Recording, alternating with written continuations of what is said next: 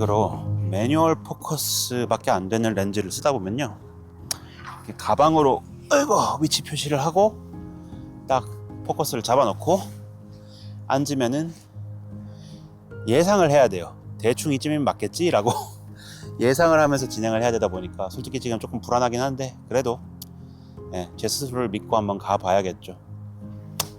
안녕하세요 여러분, 이거미디어 감독 김비디오입니다. 자, 오늘은 어딘가에서 많이 본 장소죠. 지난 시간에 우리 로켓펀치님이 촬영하셨던 그 벤치에 오늘은 제가 한번 앉아봤습니다. 사실 저희가 항상 이 공원에, 이 한강공원에 나와서 매일 하루를 마무리를 해요. 왜냐면 우리 로켓펀치님이 키우는 강아지인 뿌뿌가 매일마다 이 시간만을 바라보고 저희 사무실에 같이 출근해가지고 항상 기다려보고 있거든요. 저희를 바라보면서 신기할 정도로 밤 12시만 되면은 언제 가냐 하면서 계속 쫄라요. 저희를 제발 한강 좀 가자 이것들아 하면서. 그래서 사용을 하셨을 때 선글라스 쓰면 굉장히 만족할 수 있는 카메라라고 확신합니다. 그리고 워낙 괜찮다고요. 모르긴 몰라도 예전에 한때 엄청 유행했던 개에게도 경권이 있다 이런 느낌으로 저희를 쳐다보는데, 평소에는 좀 솔직히 얘기하면 귀찮을 때도 많은데 그래도 이런 식으로 촬영이라도 하자라는 마인드로 나오게 되는 것 같아요. 그래서 이거는 좀 긍정적인 변화인 것 같고, 지금 현재 화면을 보시면 아시겠지만 되게 독특한 보케와 왜곡이 보이는 것을 확인하실 수 있을 거예요. 오늘은 바로 매뉴얼 포커스 렌즈들에 대해서 좀 다뤄볼까 합니다. 그리고 저희의 최애 렌즈가 바로 지금 현재 저를 촬영하는 데 사용을 하고 있는 패치발 렌즈거든요. EF 마운트고 지금 이제 변환 어댑터를 이용을 해가지고 저의 소니 FX3에 달고 촬영을 진행을 하고 있습니다. 보시다시피 되게 독특한 화면이잖아요. 아무래도 지금 현재 저를 촬영하고 있는 이 중앙부를 제외한 주변부 자체는 사실 쓸만한 구간이 별로 없어요. 다 왜곡이 되어 있고 다 늘어나 있고 뿐만 아니라 회오리를 치고 있죠. 보시다시피 이런 독특한 화면을 연출해 줄 수 있는 것은 바로 이 패치발 렌즈 덕분에 가능한 거예요. 이제 왜 이 주제를 정했냐? 왜냐면요, 지난 며칠간 제가 업로드를 하고 있는 다양한 컨텐츠에서 제가 카메라를 이제 평가를 하거나 아니면은 어떠한 부분에서는 뭐 렌즈나 그런 것들을 평가하는 순간에도 오토포커스 속도와 오토포커스 정확도에 대해서 얘기를 하는 경우가 굉장히 많았어요. 이제 그러다 보니까 아이러니하게도 어떤 분들이 저는 AF밖에 사용하지 않는 그런 사람인가 라고 오해를 하시는 분들이 조금 계신 것 같더라고요, 댓글에. 그래가지고 저의 최애 렌즈를 알면 좀 신기하시겠는데 싶어가지고 오늘 영상을 한번 진행을 해볼까 합니다. 말씀드렸다시피 저의 최애 렌즈는 지금 저를 촬영을 하고 있는 이 패치발 렌즈예요. 이 렌즈 같은 경우는 최초의 패치발 렌즈가 제가 알기로는 1840년도에 출시를 한 것으로 알고 있고, 이거 같은 경우는 복각된 버전의 그런 렌즈이고요. 제 기억이 정확하다면 2013년도에 처음으로 마크2 이제 복각 버전이 출시를 한 것으로 알고 있습니다. 근데 이거는 딱히 중요하지가 않고, 오늘의 가장 중요한 핵심 포인트는 뭐냐면요, 제가 왜 매뉴얼 포커싱 렌즈 뿐만이 아니라 이런 패치발과 같이 굉장히 제한적인 이런 렌즈를 좋아하는지에 대해서 좀 얘기를 해볼까 해요. 솔직하게 말씀드리면은 매뉴얼 포커싱 렌즈를 좀 의외일 수 있지만 저희는 외주 촬영보다 아이러니하게도 개인 작업을 할 때 더 많이 쓰는 것 같아요. 제가 보유하고 있는 다양한 매뉴얼 포커싱 렌즈 중에서는 아무래도 많은 분들이 아실 법한 것은 이제 칼자이츠 플라나 시리즈를 저는 거의 다 가지고 있고, 시내 렌즈 같은 느낌으로 사용을 하고 있는 렌즈 같은 경우는 삼양에서 출시한 XP라는 렌즈가 있어요. 그 렌즈 같은 경우는 가장 삼양에서 비싼 시네마 렌즈군과 R 자체는 거의 동일한 것으로 알고 있거든요. 그런데 이제 디자인 자체가 마치 칼자이츠에서 출시했던 오투스 렌즈들을 따라해서 만들었는 그런 렌즈입니다. 근데 그 렌즈 같은 경우는 저희가 한 1, 2년간 사용을 하다 보니까 퀄리티가 솔직히 그 가격대에 나올 수가 없는 퀄리티를 보여주거든요. 이미지 퀄리티가. 그러다 보니까 저희 구독자분들한테도 추천을 해서 많은 분들이 구입을 하고 잘 사용 중이셔요. 저희 카페에도 후기를 올려주셨더라고요. 최근에 어떤 분이 감사하다고 말씀을 드렸는데, 그런 식으로 저희가 외주보다는 아이러니하게도 개인 작업을 할 때 그런 렌즈를 더 많이 써요. 그러한 이유들에 대해서 좀 말씀드려 보도록 할게요. 지난 시간에 제가 FX3에 대해서 이야기를 할 때 제가 그렇게 얘기를 했잖아요. 외주 촬영을 할 때 이제 매뉴얼 포커싱 같은 경우는 극소수의 장르에서만 활용이 되고 있다라고 말씀을 드렸어요. 그런데 어떤 분들이 그거를 곡해하실 수 있을 것 같아서 조금 더 부가 설명을 해야겠다 싶어서 오늘 좀 설명에 살을 좀 붙이고자 그 주제를 한번 가지고 와봤습니다. 이제 제가 얘기하는 소수의 현장 같은 경우에는요, 되게 큰 현장인 케이스들이 좀 많아요. 솔직히 말하면은 아직까지도 광고 촬영이든 뮤직비디오 촬영이든 드라마나 영화 촬영 그런 현장들 같은 경우는 매뉴얼 포커싱 렌즈가 압도적으로 더 많은 자리를 차지를 하고 있습니다. 그럴 수밖에 없죠. 왜냐하면 스토리텔링이나 연출적인 목적으로 사용을 되는 경우가 많으니까요. 하지만 대다수의 현장에서는 매뉴얼 포커싱보다는 요즘은 AF를 더 많이 쓴다라고 한 이유가 뭐냐? 사실 그런 영화나 드라마, 고가의 이제 광고, 뮤직비디오 같은 현장은요, 사실 짜잘한 그런 이제 1,000만 원 언더의 그런 일들, 대표적인 일 같은 경우는 아무래도 스케치 촬영이라든지 아니면은 메이킹 촬영이라든지 아니면은 작은 바이럴 촬영 아니면은 웹드라마, 쇼폼 드라마, 쇼트 촬영 그런 것들이 사실 순수 양으로만 따지면은 아무래도 아까 말씀드렸던 그런 메이저 포맷의 영상들을 만드는 것에 비해서 훨씬 많은 분량을 차지를 하다 보니까 어쩔 수 없이 사실 통계적으로 봤을 때는 적은 단가에 많은 양의 컨텐츠를 제작을 해야 되는 그런 입장에서는 오토포커스를 사용하는 현장이 점점 더 늘어날 뿐만 아니라 앞으로도 계속해서 더 늘어날 수밖에 없는 그런 상황이라고 저는 생각을 하고 있어요. 그러한 의미에서 AF가 더 이상 간과를 할 수 없는 부분이고 뿐만 아니라 큰 현장에서조차도 요즘은 팔로우 포커스를 달고 이제 포커스 풀러를 불러다가 촬영을 하는 것보다 오토포커스로 촬영하는 경우가 되게 많기는 해요. 솔직하게 말씀드리면은. 왜냐하면은 의외로 팔로우 포커스 달고 이제 포커스 풀러가 이렇게 막 컨트롤 하는 것보다 오토포커스가 더 정확했던 케이스들도 종종 있었거든요. 특히나 예를 들어서 이제 아무래도 더 얕은 심도를 표현해 줄 수 있는 50mm f1.2 같은 그런 렌즈들을 달고 빠르게 움직이는 그런 촬영을 진행할 때 같은 경우는 솔직히 말씀드리면은 포커스 풀러보다 AF가 훨씬 정확합니다. 아이러니하게도. 그러다 보니까 그러한 부분에 있어서 오토포커스가 있고 없고의 차이는 굉장히 크다고 얘기를 할 수가 있어요. 하지만 오늘의 주제는 사실 AF의 중요성을 강조하기보다는 AF가 그렇게 중요한 세대에서 왜 저는 아직도 저의 최애 렌즈가 이런 매뉴얼 포커싱 렌즈인지 말씀을 드려볼까 해요. 사실 여기에는 테크니컬한 이유도 있고 조금 더 감성적인 부분도 있는데 테크니컬한 것부터 말씀을 드리자면은 사실 아까 초반에 얘기한 것처럼 연출을 할 수 있다는 점이 굉장히 매력적인 포인트가 아닌가 싶어요. 아무래도 오토포커스 같은 경우는 화면을 터치해서 포커스 포인트를 이동시켜 줄 수는 있지만 그게 제가 생각하는 것만큼 미세하고 정확하게 움직이지 않을 뿐더러 너무 빠른 케이스가 많아요.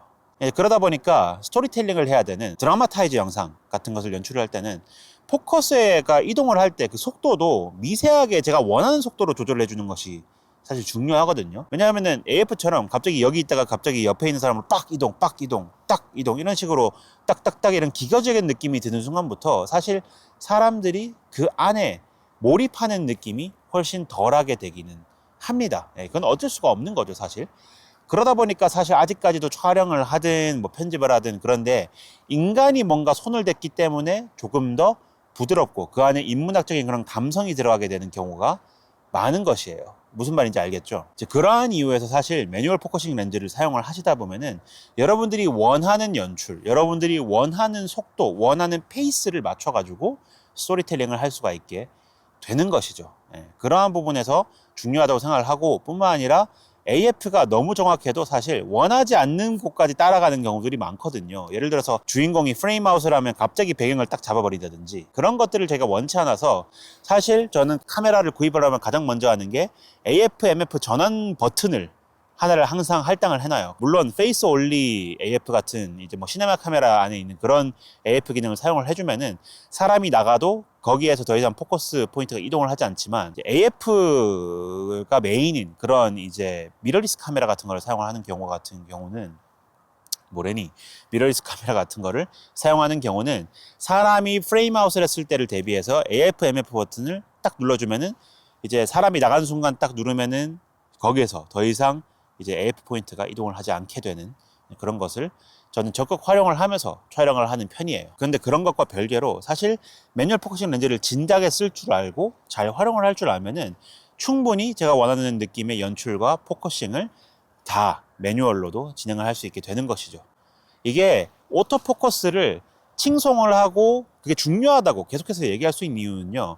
제가 그만큼 매뉴얼 포커싱을 많이 써봤기 때문이에요. 솔직하게 얘기하면. 그렇지 않으면은 저는 웬만하면 말을 좀 아끼는 편이거든요. 제가 직접적으로 뭔가 제대로 경험을 해본 게 아니라면요. 그러다 보니까 제가 이러한 이유에서 AF 무쇠가 됐다라고 얘기를 할 수 있고 뿐만 아니라 소니를 메인으로 쓰다 보니까 타사를 쓸 때 답답함 또한 호소를 하게 되는 것이죠. 다시 매뉴얼 포커싱 렌즈로 돌아와가지고 말씀을 드리자면은, 매뉴얼 포커싱 렌즈를 쓰면은 그런 연출적인 측면에서 이득을 볼 수 있는 부분이 굉장히 많습니다. 그렇다면은 감성적인 부분에서의 이유가 무엇이냐라고 한다면요, 사실 여기에서는 패치발 렌즈랑 플라나 렌즈에 대해서 좀 얘기를 해봐야 될 것 같아요.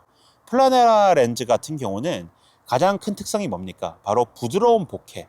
앞에다가 필터를 달지 않아도 보케가 뽀얗게 이제 주변 경계선이 흐려지는 그러한 느낌의, 뭔가 진주알 같은 그런 느낌의 보케를 만들어 주는 것 때문에 그 감성으로 사용을 하는 렌즈거든요. 이제 그 감성을 최대한 가깝게 따라하는 렌즈 같은 경우가 제가 알기로는 캐논의 EF 50mm f1.2 렌즈가 거기에 가장 가깝게 디자인을 해서 그러한 보케를 구현한 것으로 저는 알고 있습니다. 그것과 별개로 배경이 그렇게 부드럽고 하다는 뜻 자체가 어떻게 보면요, 요즘 시대에 맞지 않는 그런 렌즈인 거거든요. 요즘은 깔끔하고 화면이 깨끗하고 투명한 그런 것이 오히려 기술력의 과시이자 상징일 수가 있는 거죠. 깔끔한 이미지. 오히려 저 같은 경우는 그러한 시대의 발전이 점점 더 진행이 되면 될수록 저는 오히려 빈티지 렌즈들과 캐릭터성이 강한 렌즈들을 찾게 돼요. 그 중에서 가장 저에게 와닿았던, 제가 가장 좋아하는 특성들을 몽땅 다 가지고 있는 렌즈를 하나를 굳이 꼽는다면은 지금 저를 촬영을 하는데 사용을 하고 있는 패치발 렌즈가 그것의 대표 주자라고 할 수가 있는 것이죠. 사실 패치발 렌즈가 구하기가 힘들어요. 그러다 보니까 만약에 여러분들 중에서 이런 렌즈를 찾고 계시다면은 조금 더 싼 대안으로 힐리오스 렌즈 같은 것 또한 추천을 드리고 싶고요. 제가 왜 패치발 렌즈를 좋아하는지에 대해서 메인 주제로 한번 들어가 보도록 하겠습니다. 지금 촬영하는 렌즈 같은 경우는 EF 마운트로서 아까 얘기한 것처럼 어댑터를 달고 소니의 FX3에서 촬영을 하고 있지만, 사실 저는 이 렌즈보다 더 먼저 사용을 했던 렌즈 같은 경우는 5년 전에 구입을 해서 사용한 렌즈가 이제 캐논의 RF 마운트 황동 렌즈를 구입을 해서 R5에 달고 많은 촬영을 진행을 했습니다. 이 렌즈를 어떨 때 가장 많이 쓰냐면요, 바로 모델 촬영을 할 때 가장 많이 써요. 왜냐하면 일단 렌즈 자체가 예쁘다 보니까 이제 그걸 뭐라고 해야 될까, 대화할 주제거리가 하나가 생겨요. 예, 영어로 하면 그게 conversation starter라고 할 수가 있는데, 그 렌즈만 봐도 모델들이 가장 먼저 물어요. 오, 그 렌즈 뭐예요? 너무 예쁘다. 이렇게 얘기를 하면은, 아, 이 렌즈 같은 경우는 되게 독특하고 예쁘게 나와요. 한번 보여드릴까요? 하고 딱 찍고 보여주면은 와 한단 말이에요. 보통 첫 이제 반응 자체가.